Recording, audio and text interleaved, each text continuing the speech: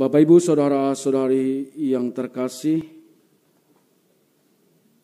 yang hadir di tempat ini maupun yang mengikuti perayaan Ekaristi ini secara online. Masyarakat di pedesaan memiliki cara tradisional untuk menjerat monyet. Biasanya mereka menggunakan tempurung kelapa yang masih utuh, kemudian dilobangi pas sesuai dengan ukuran tangannya monyet. Lalu di dalam tempurung itu diletakkan makanan-makanan yang disukai monyet, berupa kacang-kacangan dan lain-lain. Biasanya monyet, kalau Bapak Ibu lihat tingkah laku monyet, dia lihat-lihat dulu. Setelah melihat ada makanan, dia akan memasukkan tangannya dan menggenggam sebanyak mungkin makanan di dalam. Pada saat itu biasanya manusia mulai datang dan mengejar. Bodohnya monyet kalau dalam gambaran kita, bahwa dia tidak akan melepaskan tangannya. Ketika dia menggenggam makanan, dia tidak akan bisa menarik tangannya keluar lagi, karena ukurannya lubangnya pas. Jadi dia genggam, tangan membesar, tidak bisa keluar. Dan dalam keadaan bahaya apapun, monyet itu, sifat monyet itu tidak akan melepas genggaman itu. Dia akan pegang terus, dan di situ membuat dia tidak bisa lari, tidak bisa memanjat pohon, dan juga menjadi korban. Dan dia ditangkap. Saya tidak mengajarkan Anda bagaimana teknik menangkap monyet. Tetapi yang kita bisa pelajari, bahwa monyet itu mengorbankan keselamatannya hanya demi menyelamatkan makanan yang ada. Hanya karena dia tidak rela melepaskan makanan yang dia genggam itu. Tetapi akhirnya dia ketangkap dan mungkin ada yang dibunuh atau dikurung. Bapak, Ibu, saudara-saudara yang terkasih, dalam banyak hal, saya tidak menyamakan kita dengan monyet, tetapi dalam banyak hal karakter manusia itu seperti itu. Kadang-kadang mengorbankan hal yang lebih penting, yang lebih tinggi, yang lebih mulia untuk sesuatu yang langsung ada di depan mukanya. Dan dalam bacaan-bacaan hari ini sangat jelas bagaimana seringkali tantangan bagi manusia bisa saja mengorbankan kehidupan kekal, keselamatan jiwanya karena menggenggam sesuatu yang Yesus katakan sebagai kekayaan.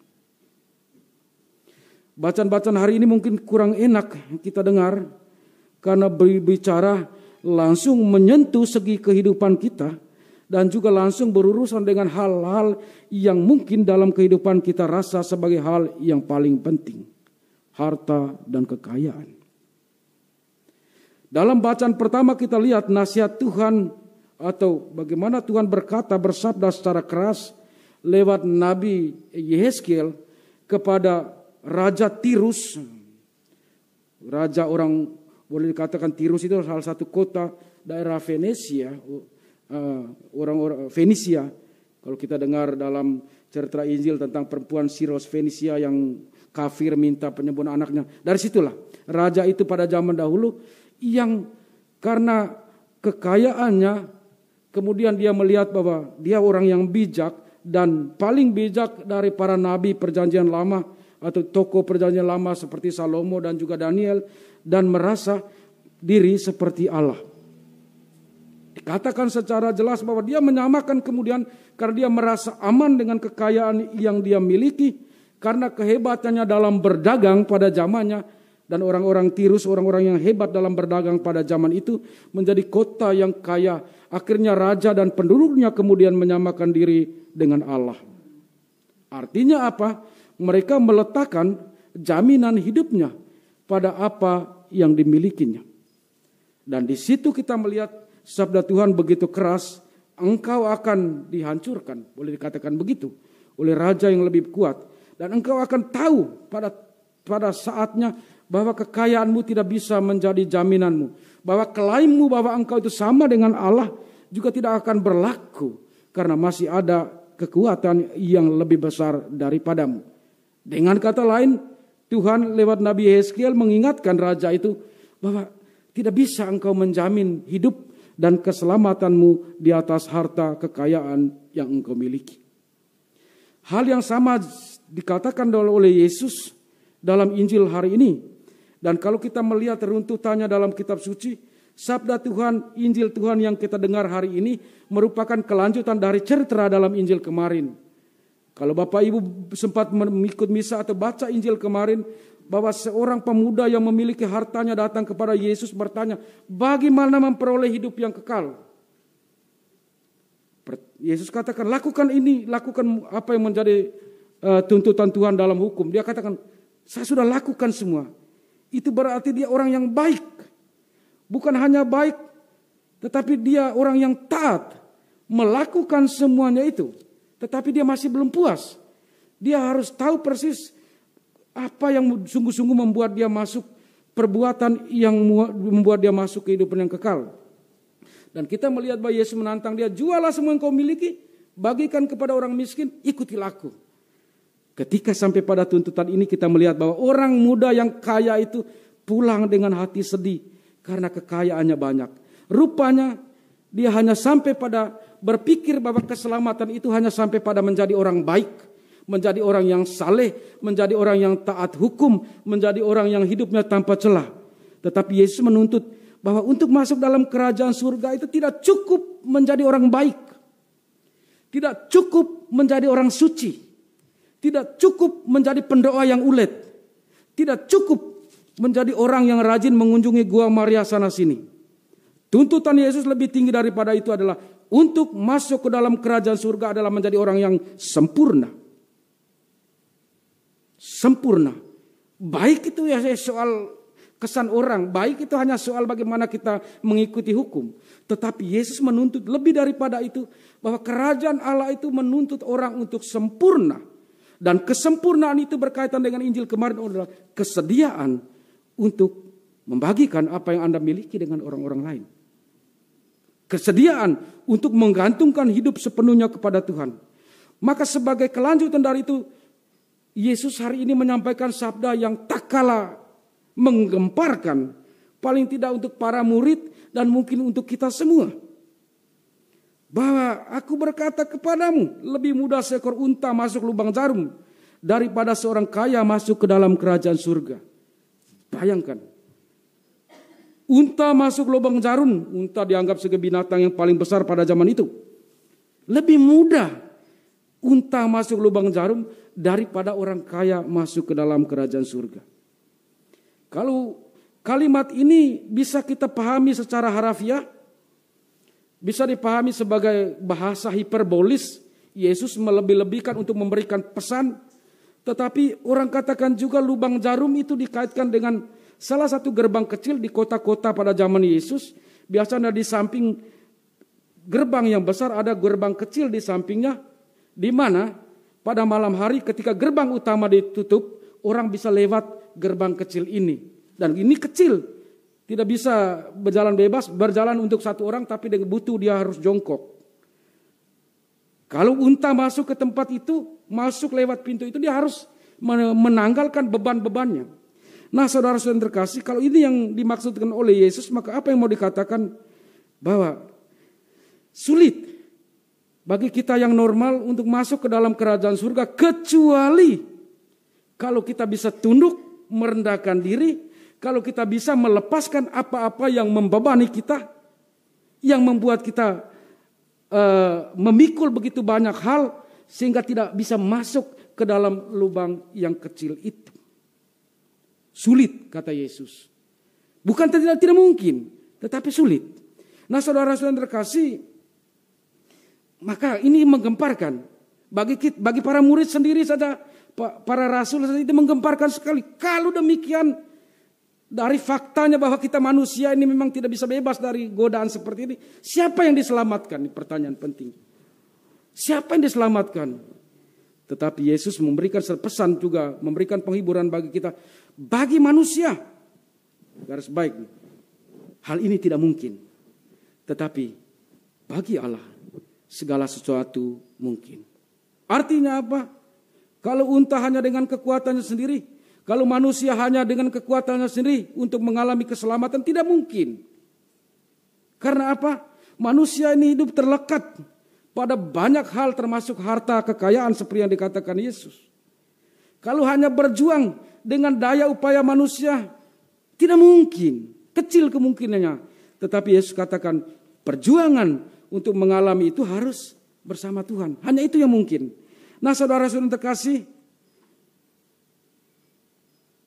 sabda hari ini tetap berbicara untuk kita sepanjang masa. Apakah Yesus kemudian katakan, apakah Yesus mau mengatakan bahwa semua orang kaya itu akan sulit masuk kerajaan surga dan orang miskin itu otomatis masuk? Apakah dengan demikian dia meminta supaya kita tidak memiliki harta apapun agar masuk ke dalam kerajaan surga? Tidak juga. Apakah menjadi kaya, menjadi sukses itu hidup enak itu satu yang dosa yang menghalangi kita masuk surga? Tidak juga. Apakah karena kita miskin tidak memiliki apa-apa otomatis masuk ke dalam kerajaan surga? Tidak juga. Yesus tidak berbicara soal bahwa yang kaya itu otomatis sulit masuk kerajaan surga, yang miskin itu akan gampang masuk kerajaan surga. Bukan itu poin yang mau ditekankan Yesus. Yang mau ditekankan di sini adalah soal bagaimana sikapmu terhadap kekayaan itu. Bagaimana perlakuanmu terhadap kekayaan itu. Bagaimana caramu memperoleh dan menggunakan kekayaan yang Anda miliki. Ada dua hal yang menjadi godaan bagi kita dan yang tercermin dalam bacaan pertama hari ini. Bahwa kekayaan itu sepanjang masa tetap akan menjadi godaan bagi kita. Godaan untuk apa? Pertama, godaan untuk merasa aman. Untuk menggantungkan seluruh hidup dan masa depan kita, termasuk khususnya keselamatan kita pada apa yang kita miliki. Memang benar bahwa apa yang kita miliki memberikan rasa kebahagiaan di dunia, rasa senang di dunia bisa membuat kita dengan mudah untuk melakukan sesuatu. Tetapi untuk masuk ke dalam kerajaan surga ini bisa menjadi halangan. Karena apa? Karena orang akan tergoda untuk kemudian menggantungkan hidupnya, melihat keselamatannya, melihatkan masa depannya pada harta jaminan harta kekayaannya. Ini godaan bukan hanya untuk orang kaya. Orang yang miskin juga tergoda untuk ini. Karena dia memikirkan kekayaan atau harta itu sebagai ukuran tertinggi bagi kebahagiaan hidupnya, bagi keselamatan, maka dia juga punya sikap yang salah. Godaan kedua yang kita lihat, bahwa kekayaan itu membuat orang egois. Membuat orang egois. Oke, kita mengakui bahwa banyak orang yang punya uang yang sosial, sangat sosial. Itu kita harus akui. Tetapi di lain pihak Tuhan melihat ada kemungkinan, ada godaan untuk ini juga. Kita ingat misalnya kisah orang kaya yang bodoh. Injil beberapa minggu lalu. Yang dia meletakkan jaminan hidupnya pada apa yang dia miliki, masa depannya pada apa yang dia miliki. Lalu kita melihat di sini juga ingat kisah orang kaya dan Lazarus. Yang dalam kekayaan dia hanya memikirkan dirinya sendiri, padahal Lazarus orang miskin ada di tempatnya. Jadi godaan kedua dari kekayaan harta yang dimiliki adalah orang kemudian menjadi egois, hanya berpikir pada dirinya sendiri, hanya berpikir pada keselamatannya sendiri, hanya berpikir pada kebahagiaannya sendiri, tanpa peduli dengan orang yang membutuhkan. Nah saudara-saudara terkasih, saya kira ini juga menjadi peringatan bagi kita sepanjang masa, kapanpun, karena seringkali harta dan kekayaan itu menggoda kita untuk justru salah meletakkan prioritas hidup kita, salah meletakkan keselamatan kita, kemudian kita membuat kita peduli. Maka pertanyaan Petrus mungkin menjadi mewakili pertanyaan kita. Kalau demikian, apa gunanya mengikuti Yesus? Apa gunanya melepaskan semuanya itu, keterikatan itu dengan mengikuti Yesus? Yesus memberikan jawaban yang kita dengar bersama tadi Bapak itu. Bahwa dengan pertama jaminannya bahwa orang yang berani melepaskan keterikatan itu akan mengalami keselamatan atau kehidupan bersama Yesus ketika dia datang dalam kemuliaan. Dan yang kedua dia katakan bahwa orang yang berani meninggalkan kelekatan barang duniawi karena Yesus, maka dia juga akan memperoleh hidup itu kebahagiaan bersama saudara-saudari dan orang-orang lain yang kemudian akan menjadi bagian dari relasinya.